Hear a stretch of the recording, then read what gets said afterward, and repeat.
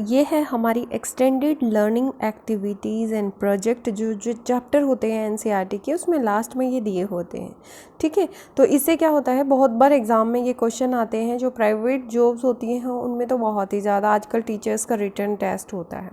ठीक है, तो मैंने ये शुरू किए क्योंकि बहुत सारे लोगों ने मुझे बताया कि ये क्वेश्चन इस तरह से देते हैं एनसीईआरटी की बुक से, तो मुझे लगा कि ज़रूर इस पर एक तैयार होनी चाहिए वीडियो सीरीज़ कि जिसमें सबको हेल्प मिले। जो एटलीस्ट प्राइवेट जॉब में इतना कंपटीशन है, हर चीज़ फिक्स होने लगी है कि आप जाओ और वहाँ पर आपको पता चलेगा कि नहीं पहले से ही फिक्स था, मेरा इसलिए नहीं हुआ। अगर आप अच्छा करके आते हो तो चांसेस रहते हैं कि चलिए आपकी नॉलेज का भी उन्होंने वैल्यू की है, कदर की है और आप वहाँ पर आसानी से जॉब पा सकते हो। चलिए शुरू करते हैं। जैसे इसमें जो एक्सटेंडेड लर्निंग है उसमें फर्स्ट जो दिया हुआ था वो था कि एक पॉटेड प्लांट लेना है आपने ब्रॉड लीव्स के साथ, उसकी लीव्स चौड़ी होनी चाहिए। उनमें 2 स्ट्रिप्स लेनी है ब्लैक पेपर की और कट करना है, उसके बीच में एक स्मॉल स्क्वायर लाइक का आपने उसको कट करना है, काटना है सेंटर से। कवर करना है 2 लीव्स के पार्ट को। ठीक है, क्योंकि उसको आपने काट ही लिया, जैसे आप डायग्राम में देख रहे हो यहाँ पे, तो आपने काट लिया है। तो उसके बाद क्या होता है कि वो लीव को कवर करेगा लेकिन कुछ हिस्सा उसका कवर हो जाएगा और बीच में आपने जो स्क्वायर बनाया है वो हिस्सा नहीं होगा कवर। ठीक है, तो अब आप उसको कवर करने के बाद देखोगे कि जो सिक्योर कर देना है उसको क्लिप से कि वो हटे नहीं बीच में से। ठीक है, अब इस प्लांट को आपने सनलाइट में रखना है 3-4 दिन के लिए, 2 से 5 दिन के लिए, और डिफरेंस ऑब्जर्व करना है कि इसमें क्या फ़र्क आ रहा है।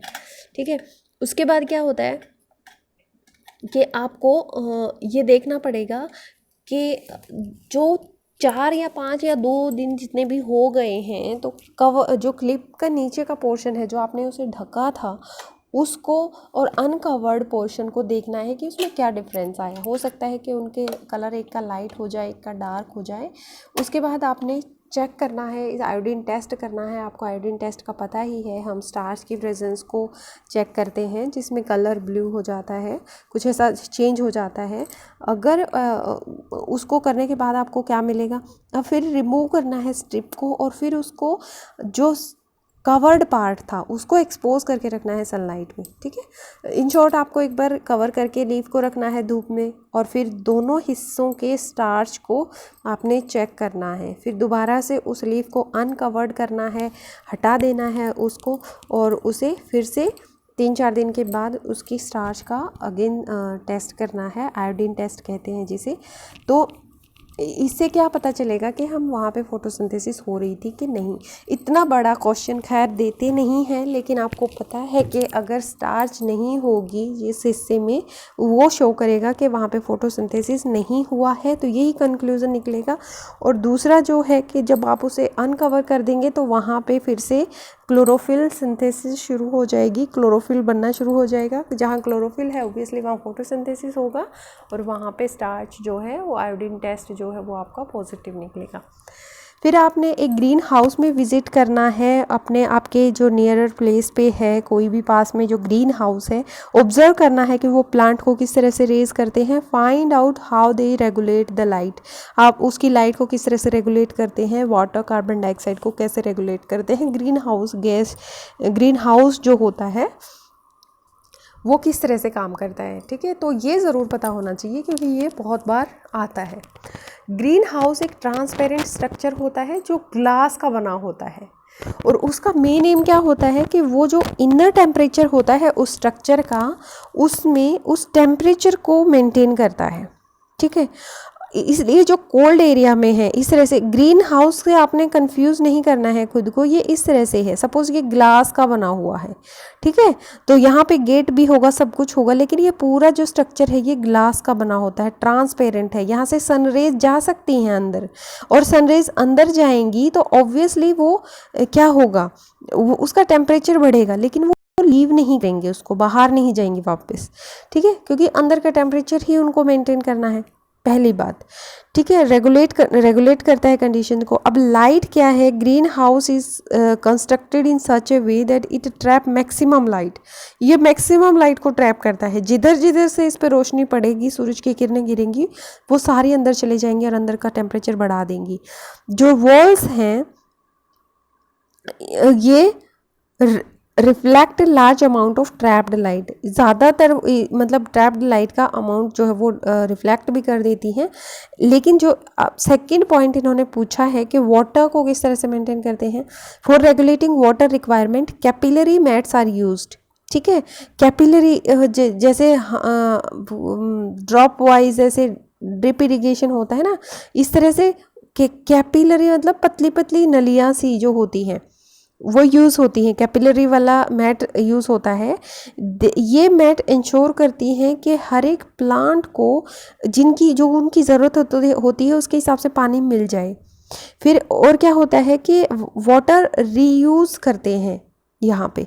ठीक है, आपको पता चल गया कि लाइट जो होती है मैक्सिमम ट्रैप करता है, वाटर से कैपिलरी वाला सिस्टम यूज़ करते हैं, कैपिलरी मैट, और कार्बन डाइऑक्साइड होता है जो एयर जो प्रॉपरली सर्कुलेट कर रही है। फैंस होते हैं इसके अंदर, पंखे लगे होते हैं हॉरिजेंटली में, तो प्लांट क्या है इनफ CO2 लेते रहते हैं। कभी कभी कंप्रेस्ड CO2 भी यूज़ होती है यहाँ पे। ठीक है, अब तीनों चीज़ें क्लियर हो गई। मैक्सिमम लाइट एब्जॉर्ब करता है, वाटर को कैपिलरी मैट से रिक्वायरमेंट पूरी हो जाती है प्लांट्स की, और carbon dioxide air properly circulate हो इसके लिए फैंस लगाए जाते हैं इसके अंदर हॉरिजेंटली, ताकि प्लांट्स को इनफ CO2, कभी कभी कंप्रेस्ड CO2 भी यूज़ होती है।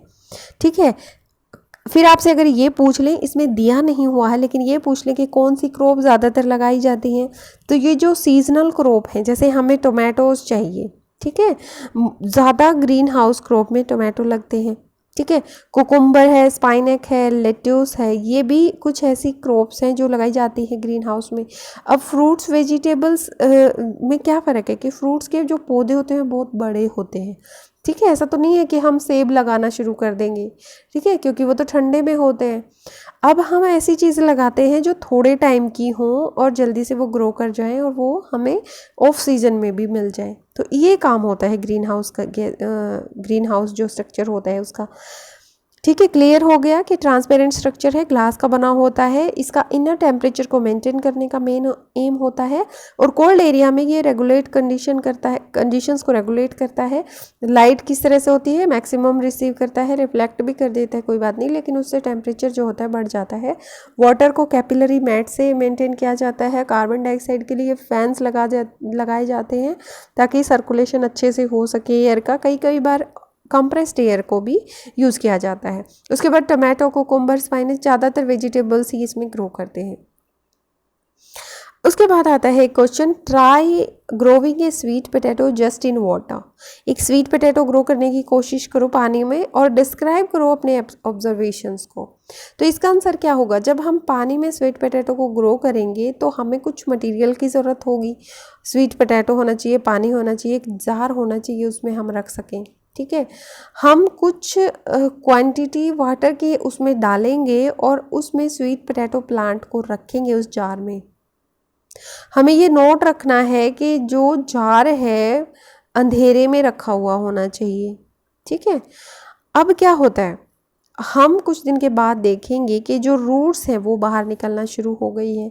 स्वीट पोटैटो ही क्यों, वो कोई भी एग्जांपल ले लें, अगर आप पानी में किसी चीज़ को रखोगे ऑब्वियसली उसमें कुछ दिन के बाद तो रूट्स निकलेंगी, स्प्राउटिंग शुरू हो जाएगी, है ना। जैसे हम चने भिगो के रखते हैं तो उसमें स्प्राउटिंग हो जाती है, फिर कुछ दिन के बाद फिर से लीव्स शुरू हो जाती हैं। तो ये तरीका होता है कि वो पानी में क्या हो जाएगा फिर। ठीक है, तो ये हमारे फर्स्ट चैप्टर की एक्सटेंडेड लर्निंग थी। आई होप आपको अच्छी लगी होगी। Thank you for watching life science cafe.